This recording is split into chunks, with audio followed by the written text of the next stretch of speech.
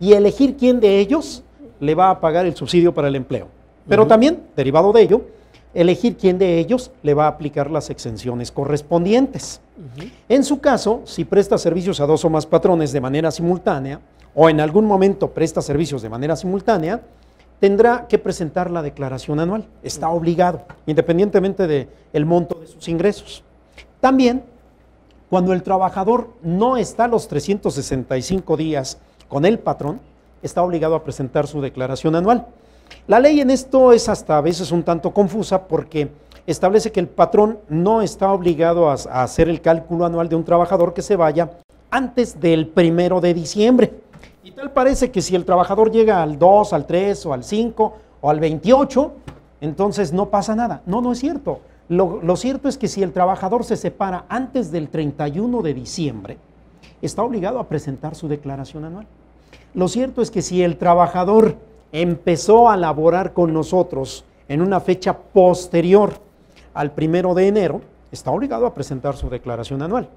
No obstante tal situación, en el artículo 152 del reglamento de la ley de renta, se establece la liberación. Dice, tú eres un trabajador que le prestaste servicios a un patrón y no estuviste los 365 días con él. Con la condición de que no hubieras prestado servicios a 2 patrones de manera simultánea, no te preocupes, la declaración anual se vuelve opcional. Entonces, esto libera a los trabajadores que no laboran los 365 días en una empresa o con un patrón en particular. Sin embargo, los que sí tienen 2 patrones necesariamente deben presentar declaración. En caso de que no lo hagan, se establece una multa de alrededor de 600 pesos. Pero repito, no conozco hasta estos momentos a una persona a la que hubieran sancionado. Sin embargo, también debemos observar que si el trabajador tiene ingresos mayores a 400,000 pesos, está obligado a presentar su declaración. Si el trabajador, aparte de sus salarios, obtiene ingresos por honorarios, actividades empresariales que no sean repecos, otorga el uso o goce temporal de bienes inmuebles o incluso tiene ingresos por enajenación de bienes, muebles o inmuebles, por adquisición de bienes, estaría obligado a presentar su declaración.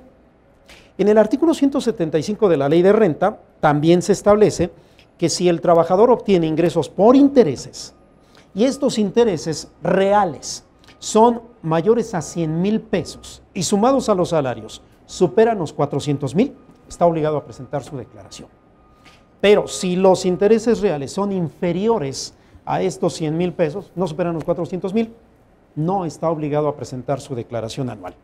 Debemos recordar un asunto más.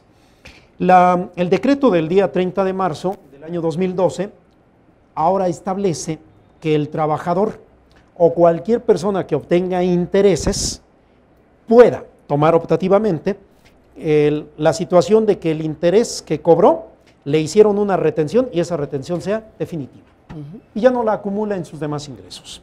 Eso sería para el anual del 2012, ¿verdad? 2012, sí. O sea, tampoco les alcanzaría ahorita no, los que te están escuchando y dicen, ya la hice, ya la libré, No, 2011, acumúlenlo. Es más, yo digo que les conviene.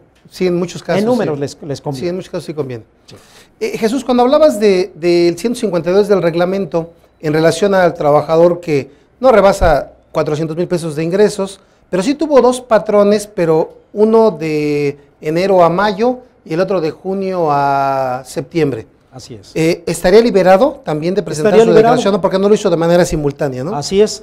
Pero fíjate que nos encontramos con un problema. ¿Qué pasa con un trabajador que presta sus servicios, por ejemplo, en el mes de enero con un patrón y se va? Presta servicios febrero a mayo con otro patrón y regresa con el anterior, el cual dice de junio a diciembre prestó servicios. ¿Cómo presenta cada uno de estos patrones su declaración informativa? No puede presentarlo por separado el que lo tuvo en enero y de julio a diciembre. No, tiene que decir que de enero a diciembre. Y entonces ahí tenemos una debilidad en la informativa porque parece ser que el trabajador le prestó servicios a 2 patrones de manera simultánea. Claro, claro. A menos que estuvieran ahí viendo cómo la estás presentando para entender que no fue así. Así es. De hecho, algunos patrones lo llegaron a presentar de esa manera. Uno por enero y otro por los demás meses.